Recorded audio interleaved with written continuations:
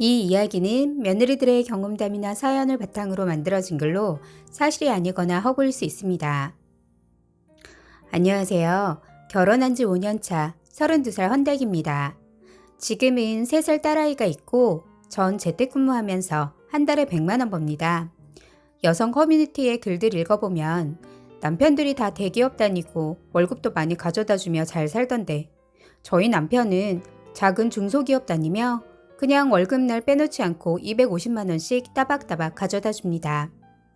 남들은 저희 남편 월급이 그 정도면 살기 힘들다고 하는데 전 그냥 제 생활에 만족하며 그냥 저냥 아끼며 잘 살고 있습니다.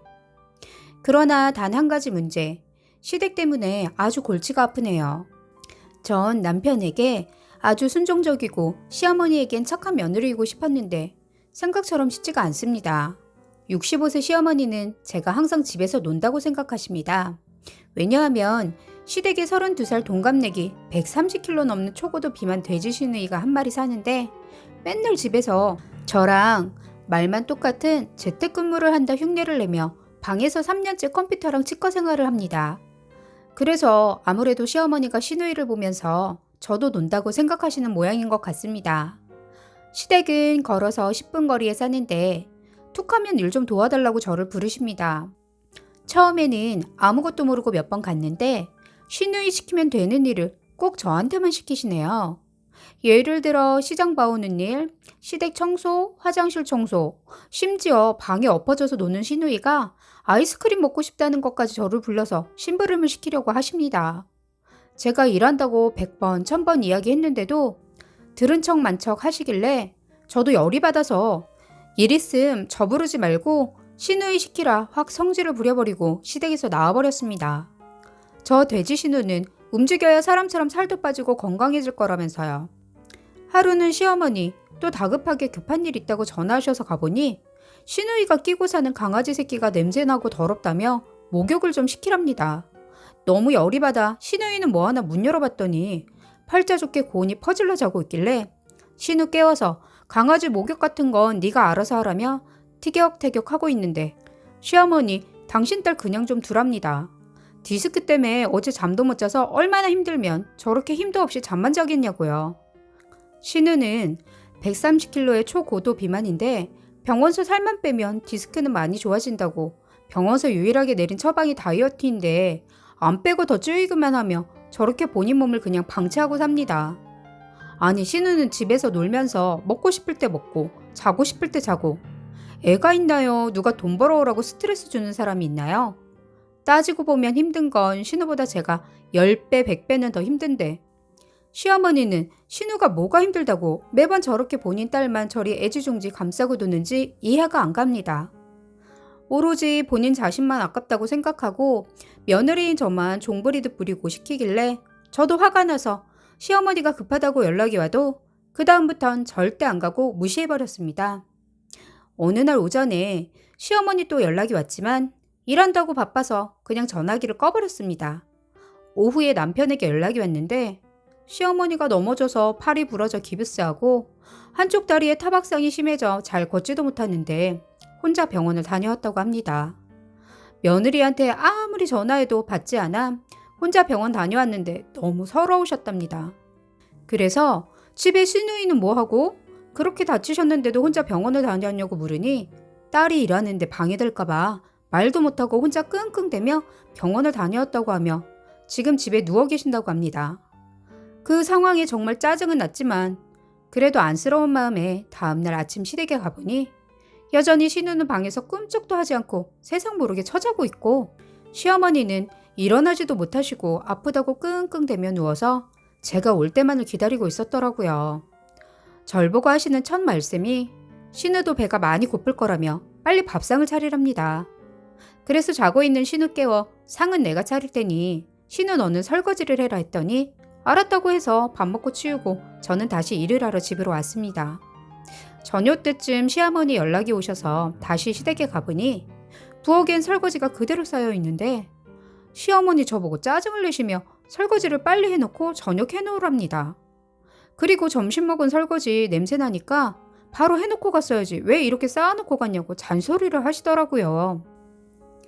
그래서 설거지는 신우 몫이라며 신우가 할 거라고 신우 부르러 방에 들어가려니 또 제발 좀 당신 딸 힘들 테니 그냥 두라고 짜증 섞인 목소리로 소리를 지르시네요. 오늘 시어머니 본인 뒤치다거리 하느냐고 신우가 힘들었을 거라며 제가 너무 어이없어 싫은 티를 확 내니 시어머니 본인이 대신 설거지 할 거라고 설거지하는 척 나서시기에 안 말리고 그냥 뒀더니 한 손으로도 아주 잘하시더라고요. 아마 며느리인 제가 말릴 거라 생각하셨는지 안 말리니 아주 괘씸하다는 듯 가재 눈을 하고 저를 쳐다보시며 그릇 다 깰 정도로 던지며 설거지 하셨으나 어차피 제 살림이 아니니 정 구경만 하며 신경 안 썼습니다. 저녁 때 남편 시댁으로 왔길래 앞으로 난 이 집구석에 다시는 안 올 거라고 했습니다. 멀쩡히 하루 종일 노는 딸은 아까워서 시키지도 못하고 일하는 며느리한테만 시키는 것도 얄밉고 제 밥도 못 챙겨 먹는 게으르고 철없는 시누이를 보니 열불이 나더라고요. 남편 이 상황에 며느리가 돼서 이런 힘든 시기에 서로 돕고 살아야 가족이라며 저보고 야박하다 타박을 합니다.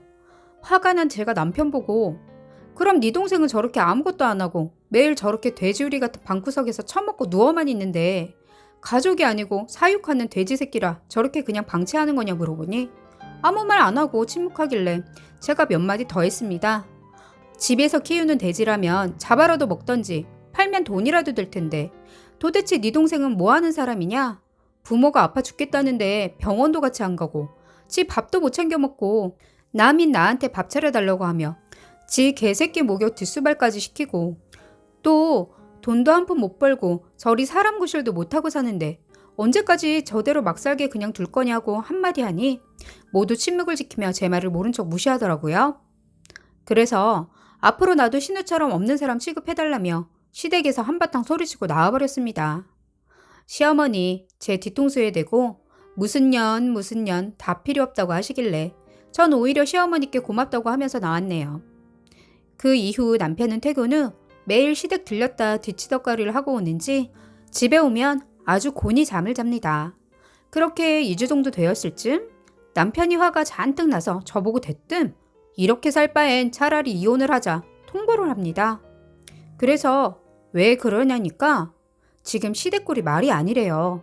뭐가 문제냐니까 아픈 몸으로 살림하던 시어머니는 몸이 더 안 좋아져 거동하기가 더 힘들어지셨고 또 아픈 시어머니 대신 살림하던 비만돼지 시누이는 무리를 했더니 허리 디스크가 터져 병원에 입원해야 할 판이랍니다. 그러니 저보고 앞으로 시댁과 어쩔 수 없이 학가를 해야 할 것 같다며 통보를 했고 지금은 우선 저보고 시댁 가서 살림 도와주면서 시누이 병간호하던지 안 한다면 당장 이혼을 하겠다고 협박을 합니다. 그래서 머뭇거리고 생각할 틈도 없이 그냥 이혼하자고 했습니다. 남편 저의 반응에 좀 놀라는 듯 하더니 아무 말 없이 또 그냥 나가버리는 남편놈 뒤통수에 대고 내일 꼭 무슨 일이 있어도 이혼 서류 챙겨오라고 소리 빽 질러줬습니다. 가족인 지 마누라와 딸은 안중에도 없고 오로지 혈육인 시댁일에만 눈이 시뻘겋게 뒤집혀 앞뒤 못 가리고 나대있는 남편 꼴을 보니 참 기가 막혔습니다.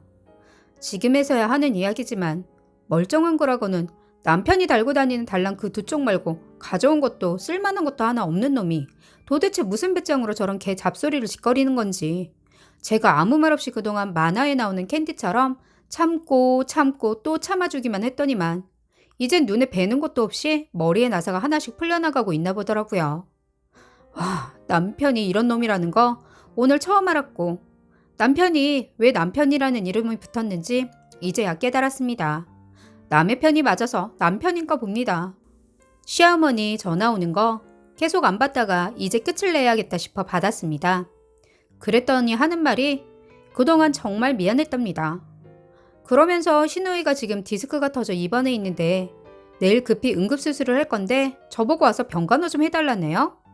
이 세상에 부탁할 사람이 저밖에 없답니다. 저 45kg에 160cm에 아주 야리야리한 몸에 제가 어떻게 그 초고도비만 돼지 신우를 감당하나요? 나중에 좀 괜찮아지면 그 비만 돼지 신우 데리고 재활도 해야 할 텐데 저 안 한다고 했습니다. 아니 못한다고 했습니다. 그렇게 피치 못할 상황이면 간병인 쓰라 하니까 그 큰돈이 어디 있어서 간병을 쓰냐며 그냥 며느리 네가 쉬엄쉬엄 왔다 갔다 하면서 반찬 좀 만들어다 주고 심부름만 잠깐 해주면 된대요. 아니, 병간호는 그렇다 쳐도 멀쩡히 잘 나오는 병원밥 놔두고 왜 반찬까지 만들어 싸가야 하냐니까 시누이 입맛이 까다로워 아무거나 잘 못 처먹는답니다. 아무거나 잘 못 먹는 사람이 저 많은 살은 어떻게 치운 건지. 그렇다면 이 일은 동물의 왕국에 나올 법한 불가사의한 일 아닌가요? 제가 봤을 땐 아무거나 막 처먹고 찌운 살 같은데. 시어머니는 신우가 힘들어서 부은 거라시네요. 시어머니 말에 웃기지도 않고 기가 막혀 그저 헛웃음만 나올 뿐입니다. 그러면서 제가 만든 반찬을 제일 좋아하니 반찬 떨어지지 않게 신경 써가며 한 번씩 만들어다 주고 슬금슬금 와서 병간호를 부탁한답니다. 제가 그렇게는 추가도 못한다고 딱 자르니까 그럼 최후의 방법으로 간병비를 아들에게 부탁한다고 합니다. 시어머니는 그 큰 돈이 없으시니 아들한테 달라겠다고 저를 은근 압박하시는 거죠. 전 오로지 이 거지 같은 상황에서 빠져나가야겠다는 생각에 시어머니께 저 아줌마 아들이랑 이혼하기로 해서 그 집 가족 아니니 그 집구석 일은 그 집구석 사람들끼리 알아서 하시라고 하고 다시는 전화하지 말라 소리 지르고 끊어버렸습니다. 이쯤 되면 정말 이혼이 확정된 거지요? 제가 어차피 이 답 없는 집구석 이렇게 있어봤자 저만 평생 노비 노릇하다 죽을 것 같아 이혼하기로 마음먹었고 지금 마음 같아서는 당장이라도 이혼 서류 눈앞에 있으면 도장 찍고 싶은 마음뿐이네요. 빨리 내일이 왔으면 좋겠습니다. 이혼 도장 찍게요. 정말 지긋지긋한 이런 시댁 사람들 다시는 만나고 싶지도 않고 내가 왜 이런 집구석 남자에 눈이 멀어 결혼했는지 나 자신이 원망스러워지는 밤이네요. 제 이야기 끝까지 들어주셔서 감사합니다.